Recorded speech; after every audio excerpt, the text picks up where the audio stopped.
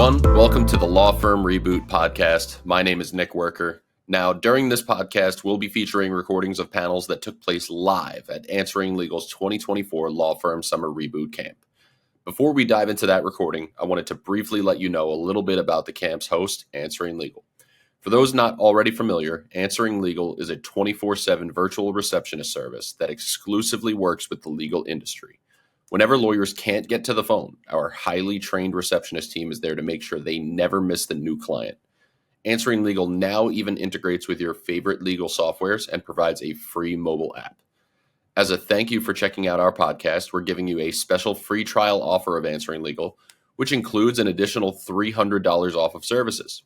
To take advantage of this offer, visit answeringlegal.com, book a discovery call with our team, and just let us know you watched our Reboot podcast. Please note that this is a limited time offer. Now, without further ado, let's get to our panel.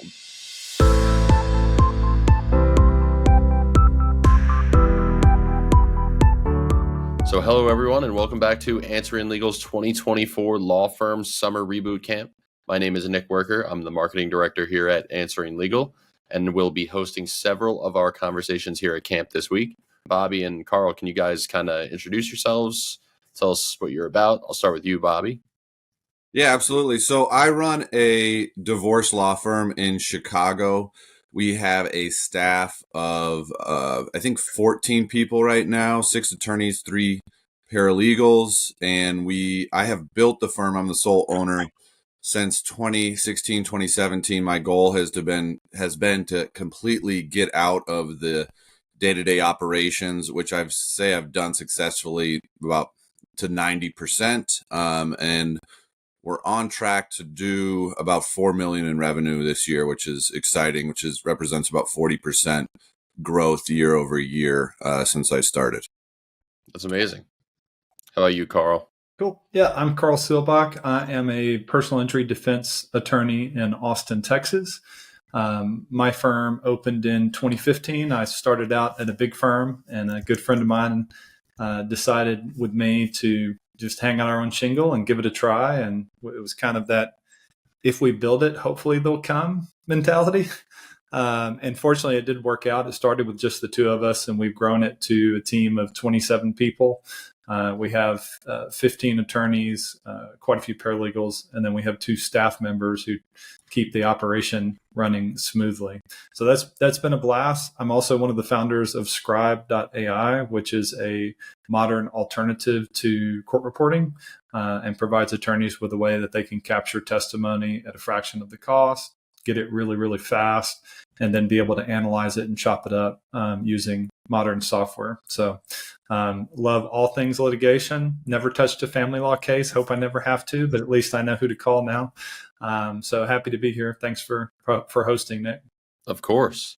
Well, I can't wait for stragglers, so I'm going to kick this off. For those who may not know, this camp provides law firm leaders with expert advice on how to reinvent their practice for the second half of 2024 and beyond. Today's portion of camp will be focused on legal tech related topics, and we're going to start things off with a roundtable discussion on bringing tech tools into your law practice. Joining me for this conversation is Bobby Buchanan and Karl Seelbach, but I'm going to kick this off with a question on what are some tech tools that you feel lawyers that are running growing law firms can't afford to be without? And whoever's got the first idea, feel free to jump in. Yeah, I'll start with one that is probably well known amongst us who are comfortable with tech. Maybe not if you're just getting into it, and that is Zapier.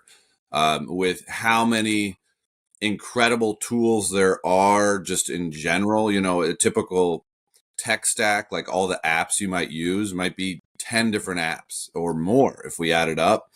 And Zapier's the glue between them all. There's also make.com. That's another really popular one that is more powerful than Zapier, but Zapier's a little bit more, I think, user-friendly for beginners.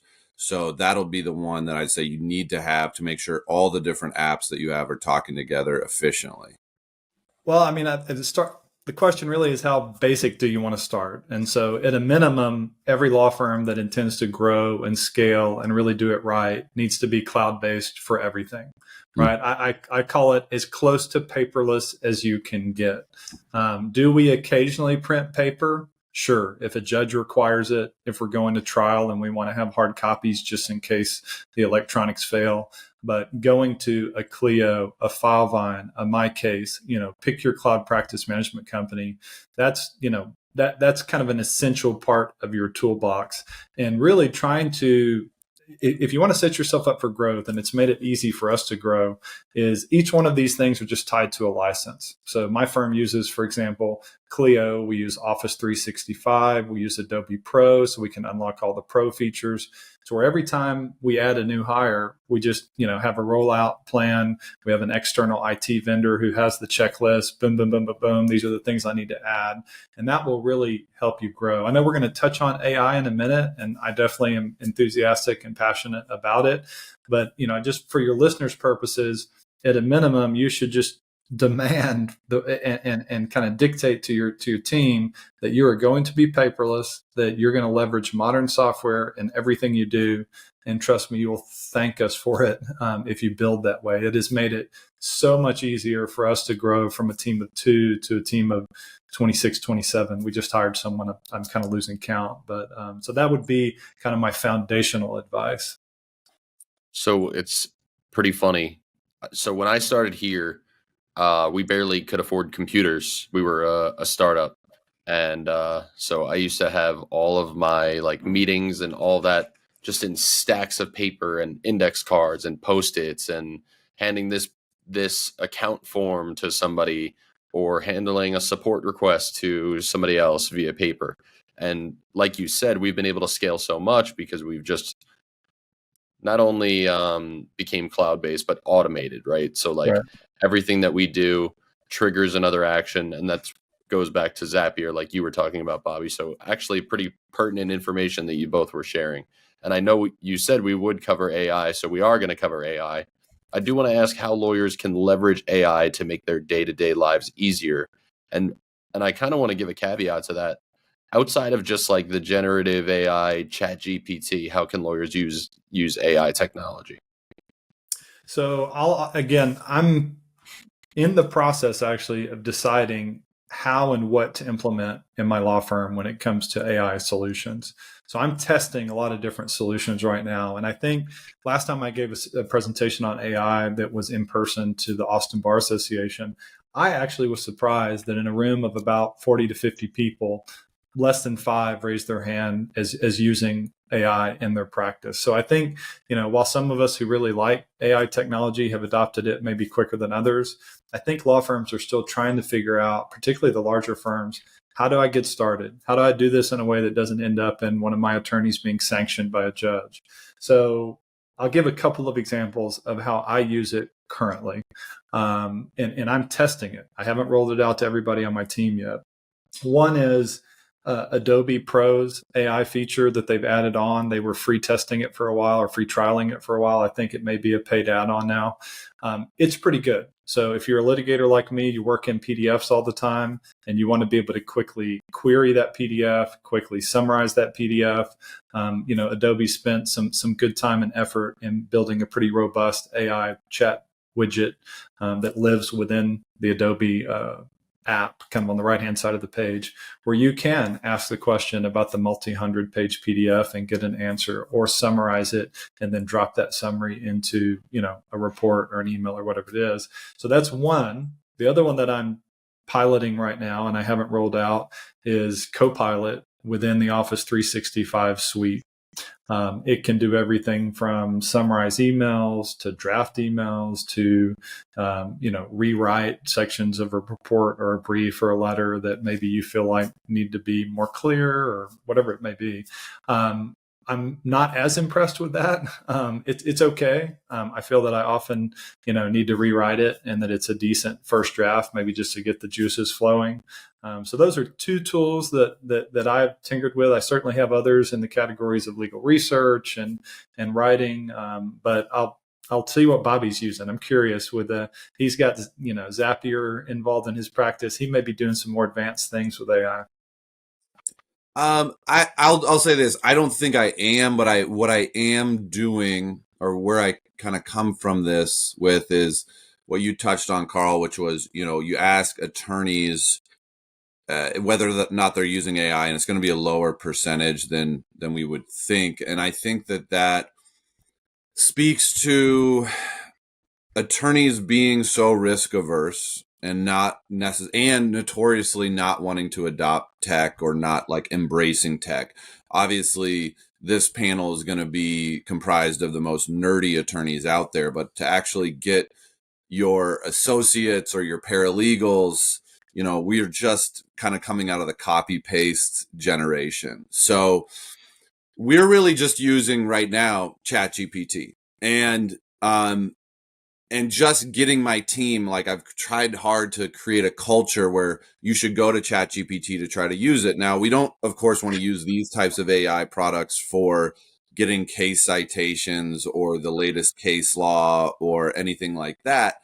But I think that they're super useful for high level or kind of soft tasks where, especially in family law, you might get a really charged email from somebody that's like very emotional. Maybe it's accusing your law firm of not being on point in a certain aspect, or being really fired up about the other side.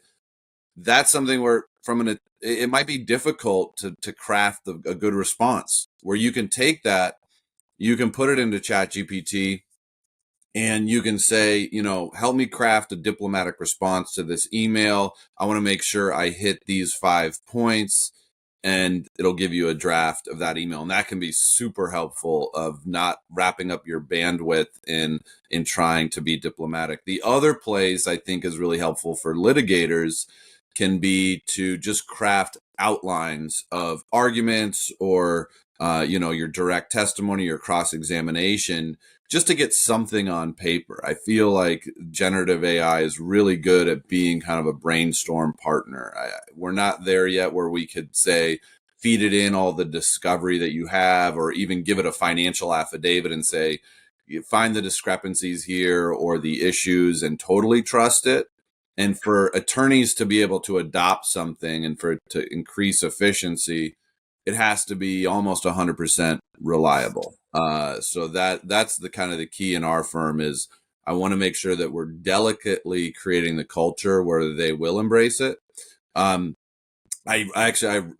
tested out a ChatGPT competition a few months ago, where I said the best use of it, I'm going to give a bonus of $300 to the person who did it. And we had the team really gravitated towards that, and we got some really great ideas for using it. So I think that's as much of what the tool is, but how are we going to get our teams to adopt it is a challenge. I love that. I love that. And one thing that I would also encourage your listeners to do, if you're going to dabble in ChatGPT, make sure you subscribe to the enterprise license, because that gives you some privacy protections that will protect your law firm. Everyone, and this is a good reason to start rolling things out, because what you don't want to have happen, and I suspect it's happening in more law firms than attorneys are willing to admit, is have your team using the free ChatGPT without you knowing it as one of the business owners or one of the managers all the time. And then your data is potentially going into OpenAI and being used for reasons that, could be worrisome, maybe not, but could frankly violate some of your ethical obligations to your client. So I am piloting GPT, the enterprise license, and it is worth paying. It's a very minimal cost per month, and it gives you an extra layer of data protection from OpenAI. Same thing with the Microsoft Copilot product. So I think that's an excellent point. One of the things, and I'll briefly put my scribe hat on, because we're always looking for, how do we roll out an AI feature in a way that attorneys have confidence in it, like Bobby just said, and can trust it. And I think one of the things that I've looked for when I've been working with and piloting some of these AI tools, whether it's Lexis AI or Casetext Co-Counsel, Westlaw has one as well. Of course, Thomson Reuters acquired Co-Counsel. But the point is, I'm looking for the source material. So in other words, I want to be able to put in a document. I want to be able to put in whatever it is I want the AI to analyze. And in my answer, I want to have a footnote or a link to the source. Where did the AI come up with this? Why is it relying on or stating this particular fact or this particular conclusion? And link me to the source material so that I can quickly review it myself. I think one of the biggest traps you can fall into, and frankly, as I figure out how to coach and educate my team on this, is how do I make sure that no one relies on an AI answer without verifying it, right? That is the risk. And AI is not to the point yet where you can just rely on it without verifying it. And so like with Scribe, we provide a tool that lets attorneys not only take depositions, but also analyze those depositions, summarize those depositions, ask it questions. What did the witness say on topic X? Or, what did I forget to ask? Or what kind of discovery should I send based on the content of this deposition? And what the way that we have customized it is the AI provides you with an answer, but then it actually provides you with video clips from the deposition that correspond to each answer. So you have a summary, you have a quick answer, and then you have the source material video clip created for you on whatever the topic was or whatever the question was. So Bobby, I think you're spot on kind of the way that you're training your team. And I love the kind of the cash incentive, like let's come up with a great way to use this, and here's the reward for whoever has the most kind of novel use. That I'm gonna copy that if that's okay. Yeah, absolutely. It's definitely motivating. And you gave me an idea, which was, I think you spoke to the privacy issues that exist with AI, and I think we probably all should have something in our onboarding training, our firm manuals, our agreements with our employees to say you are not to use, approved AI products here, making sure that they don't take sensitive client data and dump it into Chat GPT Basic or whatever other products don't have those security controls is probably a good idea for all of us to do. I think that's, Bobby, that's awesome. And I would even go so far as to say, and I think I started drafting some language, but haven't actually rolled it out yet. We probably could benefit from putting a little disclaimer in our engagement letters as well, that explain, the firm utilizes technology, including but not limited to, right? It's not like the one thing that I kind of always, I don't laugh at it, but I kind of scratch my head at it, is this immediate worry that, oh my gosh, how am I going to use whatever the AI feature is? That means I'm going to be sharing my data with some other company. And I kind of scratch my head because I'm like, well, do you use any cloud-based service providers? Do you use Clio? Do you store a backup with Amazon? Do you use Office 365? I mean, you have trusted vendors that, of course, are storing your emails, your documents, your whatever it may be. So I think we should treat it similar to that. You just want to make sure that the AI tool you're using isn't taking your data and then training their models based on the data. And if you do what Bobby suggested, which is pay for the enterprise level of the plan, the solutions that I have seen on the market do not train on your data. And so you should double check. But I'm pretty confident in my reviews of the privacy policies of the most common tools, like the ones we've talked about, that you're safe in doing that. And the other thing you're going to want to do, and I know this, I don't think this is a CLE, but there are ethics rules around this. The ABA has several rules, 1.1, 1.6. There was a resolution 112 that touched on this. And so we do have an ethical duty and obligation to our clients, not only to understand technology that we're using, but the American Bar Association has actually gone one step further. And they've said that if there is a tool, a software tool that you could use to drastically reduce the cost of representation to your client, they have posed the question that you may have a duty to use that tool. In other words, it's our job to make sure we're doing things in an efficient way, that we are stewards of our clients' money, good stewards of that money. So I think as we're looking at tools that are cool and fun and kind of make us better at our jobs, we shouldn't forget that some of these things can have a real impact on the amount of money your client either has to spend or can potentially save, depending on what type of case you're handling. So I want to piggyback on that, and I want to ask you guys, How much have the technological expectations of legal clients risen in recent years?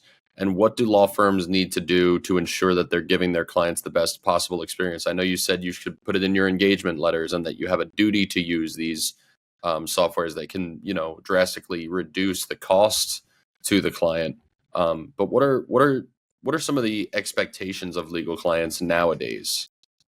So my guess is Bobby and I have two completely different sets of clients as far as expectations. So I may actually let Bobby go first and speak to kind of his family law practice and how they've used technology and what part of that the client sees versus doesn't see. Yeah, absolutely. So I think, with technology advancing so much and user experiences becoming so intuitive from other types of businesses, we have taken the philosophy that we need to match that as much as possible and make communication as seamless as possible. So we've adopted technologies really focused on the customer service side of things, making sure that we're able to rapidly communicate with our clients, adopting text messaging as much as possible. And I think the broader context of this is one of my kind of main philosophies regarding adopting technology and automation when it comes to billable attorneys. I've heard a lot of attorneys say, well, what's the benefit of me being more efficient? I bill by the hour. I'm going to make less money. It's like, I think we have, like you alluded to, Karl, an ethical obligation to automate everything we can so that we can actually focus on the things we can't automate, which is real human to human interaction, which is so critical in the family law realm, especially, but just in general, building an attorney-client relationship that is effective is based around human to human communications, like good phone calls, good meetings, and other things that you can never automate. So we really do have an obligation to automate the things that we can so that their billable hour, their money is going towards things that we can't scale. Yeah, I would echo that. I mean, I think that's really well said. When I think about some ways that my clients are potentially benefiting from our use of software, one, I think we drastically lower the cost of depositions by doing almost all of our depositions remotely through Zoom. That's not to say that there isn't a time and a place for in-person depositions or in-person testimony, but we defend companies statewide across the entire state of Texas. And sometimes the witnesses could be, in a different city. They could even be in a different state. And we found that, what used to require, a day of travel, overnight stay, flights, all the time associated with that travel, it most cases, not all, but in most cases, it makes more sense to tee that up as a remote deposition. So I think the shift post-COVID to more things happening through Zoom or a tool like Scribe, for example, has had an impact on the bottom line for what clients pay. I also think that, to Nick's point, if you're billing by the hour and these tools can help save time, aren't you kind of like undercutting yourself, or are you potentially, costing yourself money? I think the answer is for good lawyers who are doing right by their clients, there's going to be plenty of work. And, like my law firm, we have plenty of clients and they're great clients and we enjoy working for them and there's no shortage of work. And so, I've heard that argument before. When I first started practicing law in 2006, attorneys would say, well, what do you mean you're not going to go to the library and you can just find that in a few keystrokes on, Westlaw or Lexis? That you could spend hours in the library, doing research, and you're going to go knock it out in 30 minutes. That's just a 0.5 on the billable hour. And, I think the reality is the legal industry has adopted so many things that may have made us more efficient over the last, call it 10 to 20 years.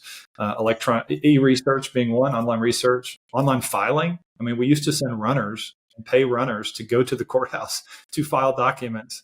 These, and, faxes. I mean, frankly, some attorneys still use faxes. I don't know why. I think it's insane.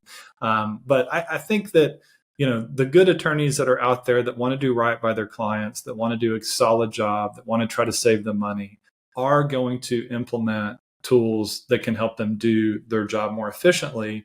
To Bobby's point he made earlier, they just need to have confidence and training on those tools. I think that's why education is just so important for these legal tech vendors as they're rolling out their solutions. You have to show people how to use it. You have to explain why they can trust it. And I think the legal industry historically was very slow to adopt new tools.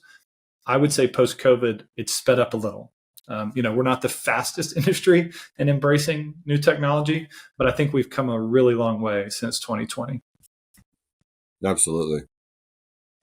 So I want to ask this because we're talking a lot about how to save time, the client experience, but I've grown into more of a business role, right?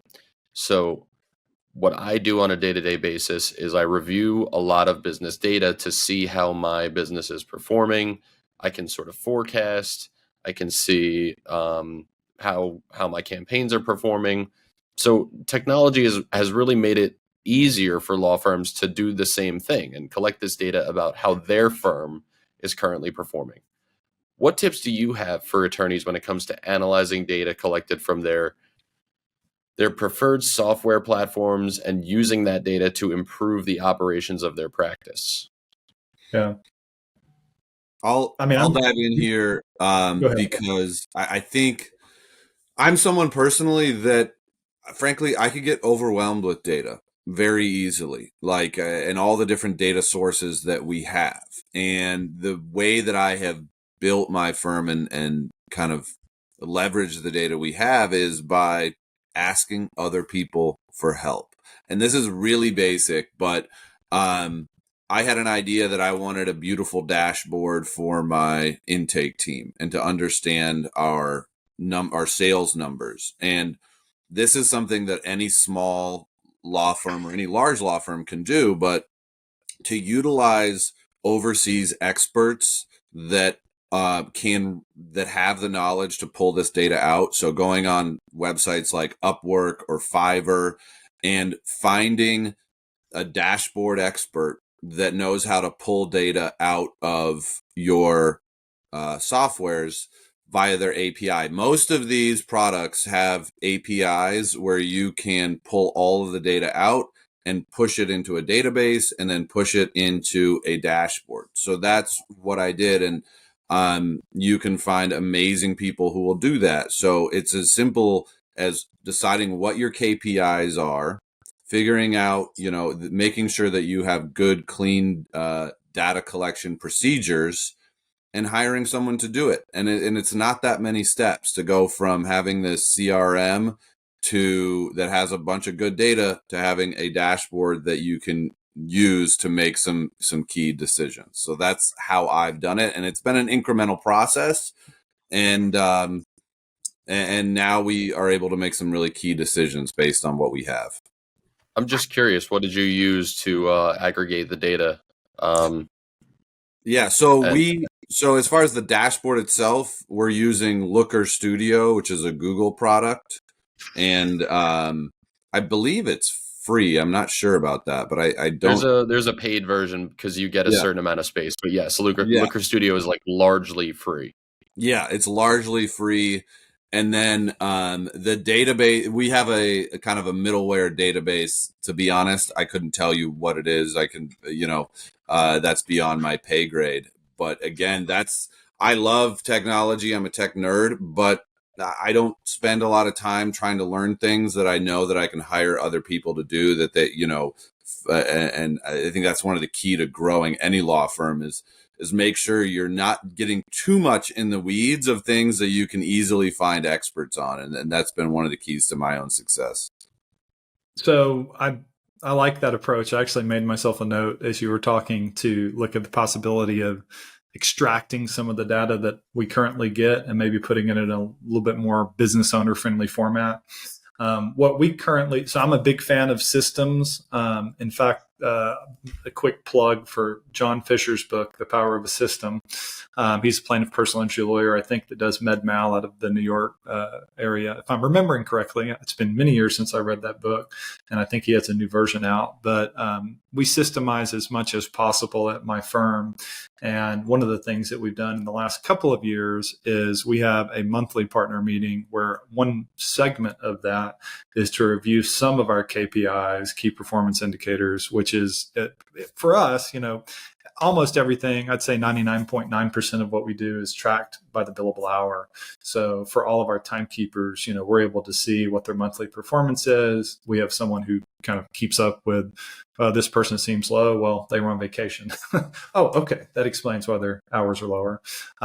We're tracking on a daily basis, but really looking at it on a monthly basis, the number of cases each one of our team members have on their docket so that we can try to equalize it. Not that every case is created equal or the same level of effort goes into each case. But those are some of the data points that we're constantly looking at from a business owner, from a partner perspective is, what does the productivity look like across the board for each team member? Obviously, the owners are looking at the revenue itself. How does it compare month over month, year over year? Clio is very helpful. That's the practice management system we use. It has a lot of that. There are some things that I wish it did better. And Bobby, I think, just kind of has a good idea there. If you can extract some of that data, some of those metrics, and then put them in a more user-friendly, I could even see it being kind of employee by employee profile to where you can see it a little more granular, put together in a report for your partner meeting or your owner meeting. But that's how we currently do it. So we definitely kind of have our finger on the pulse of how is the firm doing overall? How are the team members doing overall? And then we also have twice a year kind of employee check-ins / reviews to where, we're an open door policy. We're happy to talk about anything at any point. But a couple of times a year, we formally go through the process of doing reviews. And the reason I bring that up is it ties in kind of your question. We're looking at all of those metrics, all of those KPIs in connection with doing those review cycles. So are there any crucial mistakes that you would caution lawyers to watch out for when it comes to adopting new tech and setting up new processes for their firm? Because I know you said you're very system-based, you're very process-based, but you had to have made, some mistakes that your wisdom could be imparted on our listeners.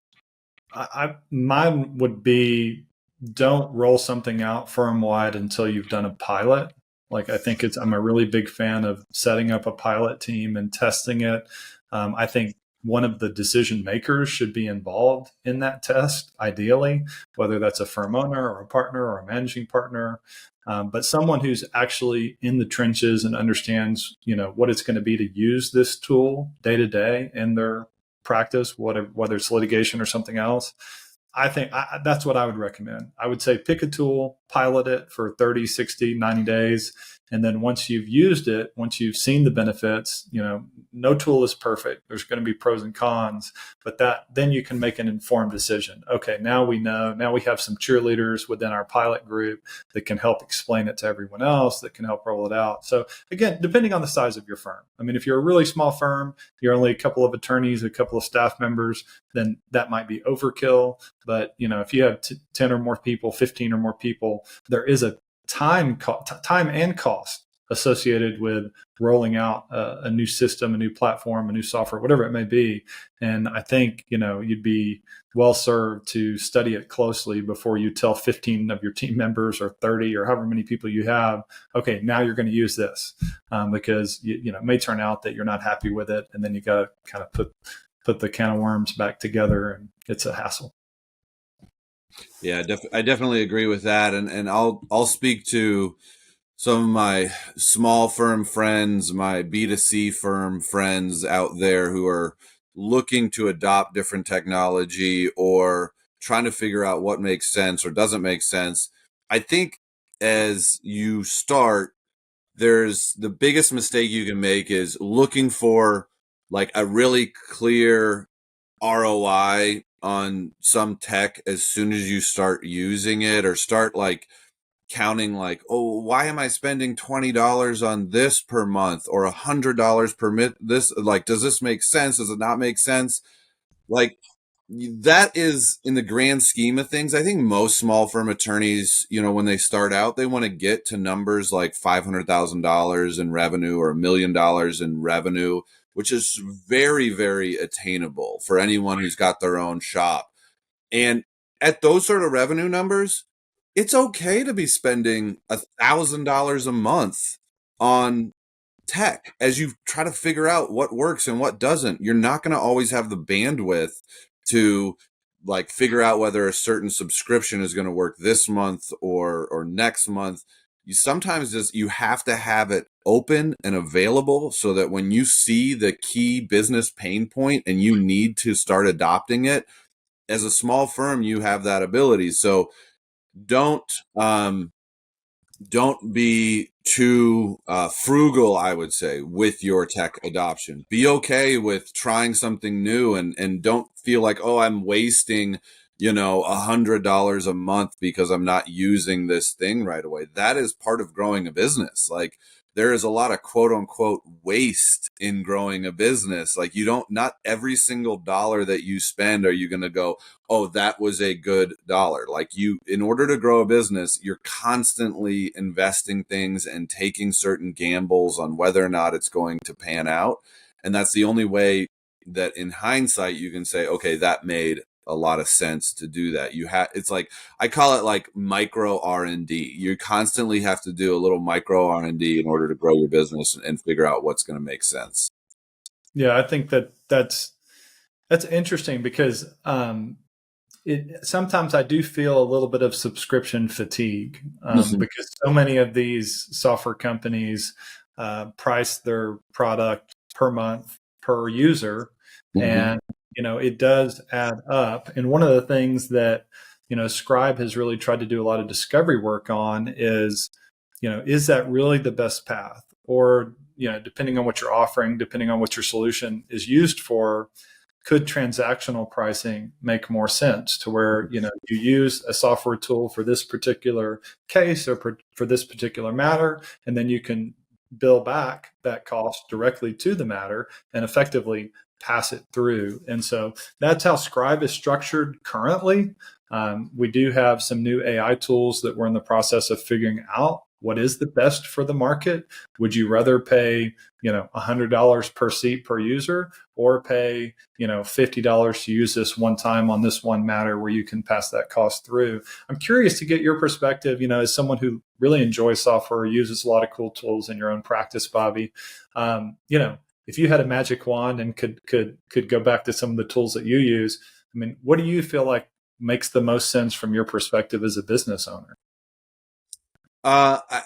You mean as far as a transactional model versus kind of a subscription model? Is that what your question is? Yeah, and also and I guess part of that is, as you're deciding whether to roll a solution out at your firm, how do you think about that cost? Whether it's subscription or usage, or just, is this cost worth it or not? How do you make that assessment? It's a great question. For me, like you said, the subscription fatigue is real. And many companies, they know how to price it, where you have your certain freemium model, and then it's $10 a month or $20 a month, and once they have you in their ecosystem, it becomes a little bit more expensive. Again, for me, it comes back to that micro R&D thing. Like, I can only assess whether or not something is going to be useful after my hands have been in it for a while and I'm really using it. With my firm, I've gone way beyond what most attorneys probably do, and I have a full-time software engineer on my staff who's in Pakistan, and we're constantly building things and automating things. And the way we do it is, I see a problem immediately that I say, oh my God, we could save 3 steps here if we just build this script or this button or this automation. I say, go do it. Like, we don't do any sort of like, do you think you'd use it? Or can we do, because most of these things you can build in a day, and you build the button, you see if people are going to use it. If they don't, then you deprecate it, you get rid of it. So my philosophy is just start trying things and see, and then get feedback from your staff. Does it work? Does it not? Now, when you get to the size of your firm, and especially even with my legal team, we have 6 attorneys and 3 paralegals. Unless we do a pilot program or get adoption from a pilot team, it's not, we're going to roll something out and then just attorneys won't use it. The legal team won't use it and they'll go back to what they're comfortable with. So I think with little things, you can probably take my philosophy on. If it's a broader implementation, you got to be a little bit more strategic in how you're doing it. That's great feedback. So I want to end on a fun note before we get going here. I want you to share with us your boldest prediction for how lawyers will end up using technology in future years. Okay. Well, I've got one, and this is partially based on the shift that happened when COVID hit. If I had asked you 10 years ago if you would do depositions through a computer, most, I think, litigators would have told me I was crazy, right? And that they were never going to take a deposition through a computer, through a laptop or desktop or whatever, and that sounded very far-fetched and that they would probably object if opposing counsel wanted to do it that way. And I think COVID taught us that, we can do things differently and that there are trade-offs. And what I think could very well happen as Apple, as Meta, as some of these big players refine their AR and VR offerings, as the cost comes down on those goggles, glasses, whatever you want to call them, I think it is absolutely possible that we will begin meeting, taking depositions, potentially someday appearing at a courtroom hearing in a virtual-like setting that is Zoom in 3D. We're already doing it in Zoom. So it's really not that far of a stretch or that far of a leap to think, what if we could take the Zoom experience and make it immersive to where you feel like you're actually sitting across the table from the person that you're talking to. So that would be my prediction. I think it's going to happen. I think it's going to take a while before it happens. And of course, I don't think there's any substitute for things like in-person jury trials. So I'm not an advocate for that. But I think for a lot of hearings where it's just attorneys bickering back and forth, I'm a big fan of virtual for those.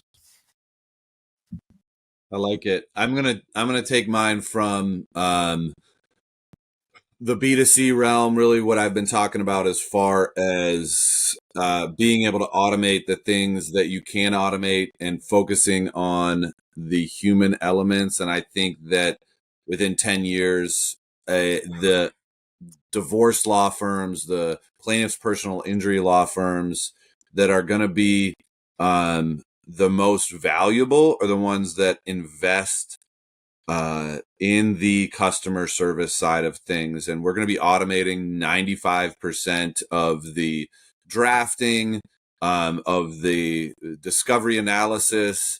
And the best attorneys, the ones that my firm is going to want to hire, are going to be the customer service savants that can give our clients that experience that people going through an incredibly stressful time need to have, and are going to be there's going to be a better human to human experience, and 95% of the legal is going to be taken care of. We're going to need attorneys who understand the law backwards and forwards to make sure that it makes sense and interpret it. But firms are going to get much better on the customer service side. Yeah, I think that's an excellent point. And I see that we had one comment that Mitch Jackson, has done some of this type of work in the metaverse. I know Mitch. I don't know him personally, but I've seen his post. He's a legal tech guru and posts a lot on LinkedIn and some on X as well. So I know he's an advocate for legal tech and adopting legal tech. And I think Bobby, you bring up a good point. I kind of think back to when I was at a big firm.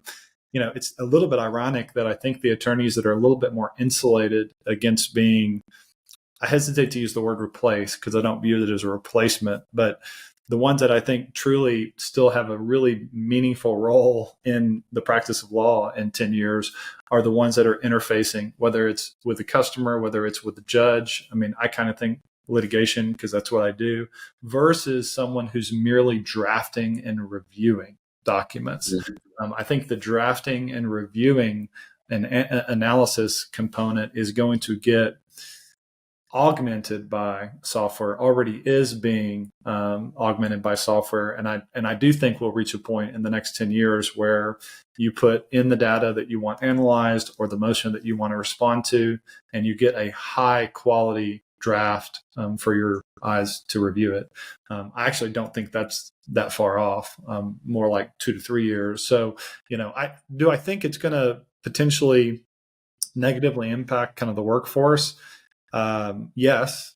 To what degree, I think, remains to be seen. I think that the decision people like Bobby are going to make, people like myself are going to make is, do we need to hire another paralegal? Do we need to hire another associate? Or are these software tools enabling us to do more with the less, to where we really don't need to make that hire? We just need to make sure the people that we do have on our team are educated and using these tools in a way to where, they can maximize their output. So I think it'll have an impact.